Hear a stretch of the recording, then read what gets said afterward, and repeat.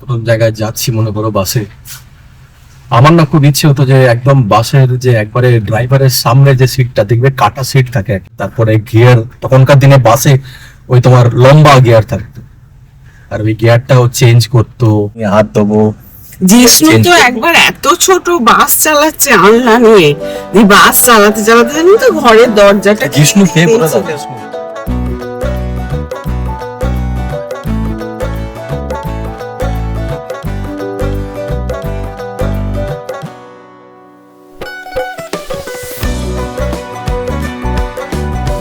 अभी तो आई हो, अभी अभी तो,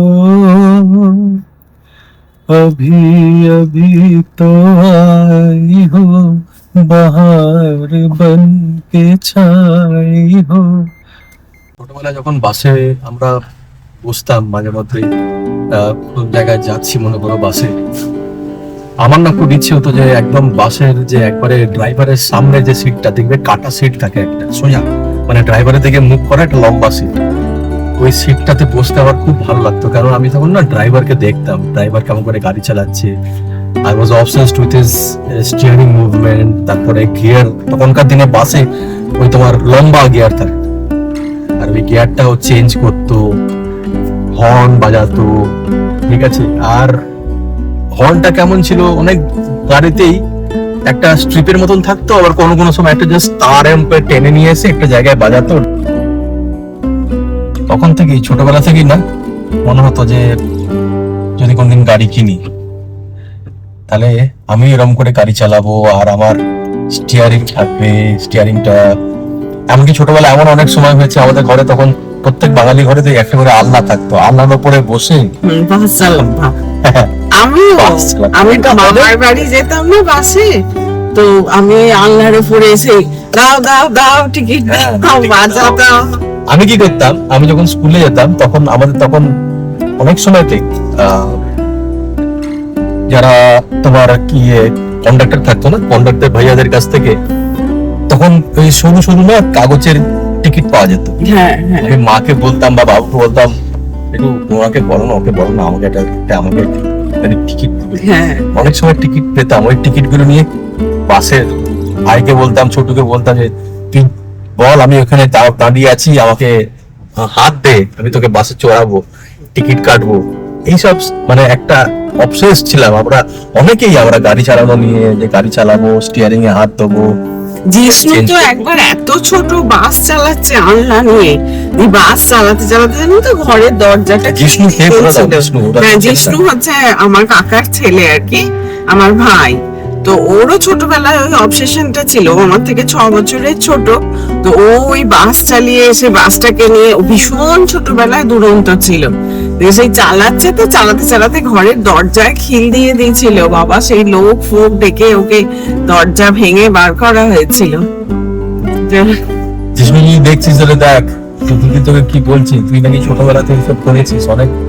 তারপরে একবার সাইকেলকে এমন আর কি ফেললো, সেই যে জেন সাইকেল গুলো সেই রডের নিচে একটা এরকম বসেপ ছিল না, 3টে সাইকেল নিয়ে, আর ভগবান মানে এমন বাঁচিয়েছে, ওই বয়ের ভেতরে মুখটা ঢুকিয়ে বসে আছে, মানে ওগুলো যদি ওর উপরে করতো তখন একবারে ছোট, হয়তো 2-2.5 বছরের বাচ্চা। বাবা, ওর অনেক কাহানি ছোটবেলা। তো সেই প্রসঙ্গে আসি, গাড়ি কেনার প্রসঙ্গে। সেই তখন থেকে আমাদের মধ্যে একটা গাড়ি কেনার একটা ইয়ে তৈরি হয় যে আমরা গাড়ি কিনবো কিনবো কিনবো। আস্তে আস্তে আস্তে আস্তে সেভাবে আমাদের গাড়ি কেনার দরকার হতো না, কেননা বাবুজি যে জায়গায় চাকরি করেছে সেখানে গাড়ির কোনো দরকার হয়নি, বা বড় হয়ে কলকাতায় থাকার পরেও তো এত বেশি মানে ট্রান্সপোর্টের সুবিধা। হ্যাঁ, মানে আমরা যখনই আর কি মানে যেখানে থেকেছি, মানে সেখানে কোনোদিনও যে গাড়ির দরকার সেটা বুঝিনি, কিন্তু হ্যাঁ শখ অনুযায়ী মানে মনে হতো যে হ্যাঁ গাড়ি থাকলে ভালো হতো, কিন্তু নিড থাকেনি। এই শখটা পূর্ণ করার জন্য আমরা প্রত্যেক মানুষই মানে স্বপ্ন দেখি, আর স্বপ্নের পিছনে আমরা দৌড়ে বেড়াই, আর কোনো না কোনো সময় সেটা আমরা করেও ফেলি। 2024 অক্টোবরেতে আমরা এই নীলুকে আমরা কিনেছিলাম। নীলু হচ্ছে আমাদের বাড়ির নাম, আমরা ভালোবেসে দিয়েছি এর নাম নীলকণ্ঠ থেকে নীল, বিকজ ইটস কিছু ক্লিপিংস আছে তোমাদের সঙ্গে শেয়ার করছি, দেখো।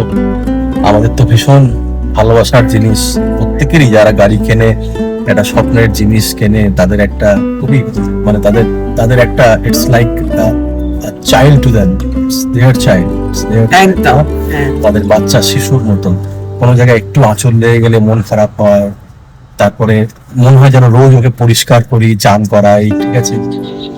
এটাই আমাদের ভালোবাসা, তোমাদের সঙ্গে শেয়ার করছি, একটু দেখো আর তোমরা কমেন্ট করো তোমাদের গাড়ির, তোমাদের স্বপ্ন কেমন ছিল, তোমরা কি কি গাড়ি মানে কেমন, কিভাবে তোমরা গাড়িটাকে যত্ন করো, ঠিক আছে, আর তোমাদের স্বপ্ন কিভাবে পূর্ণ হয়েছে। It's a mutual I mean sharing আমাদের নিজেদের থটস কে।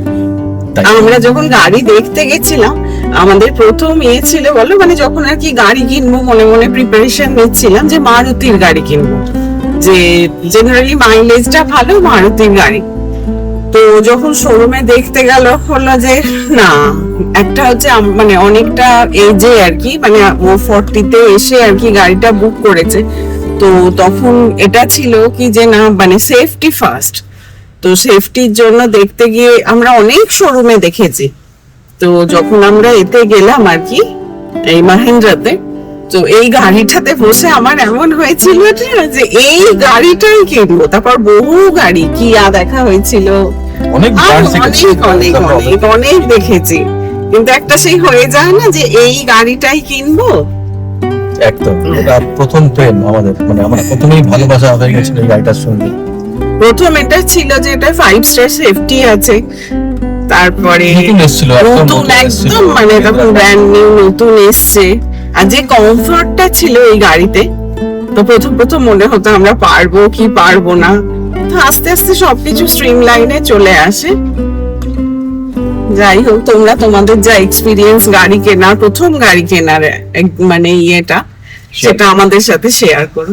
শেয়ার করো, দেখো কেমন লাগে, মানে গাড়ি কেনার অনুভূতি যেটা, ঠিক আছে, আর গাড়ি ছোটবেলা থেকে তোমরা স্বপ্ন দেখেছো, এটাই জাস্ট আমাদের সঙ্গে শেয়ার করো।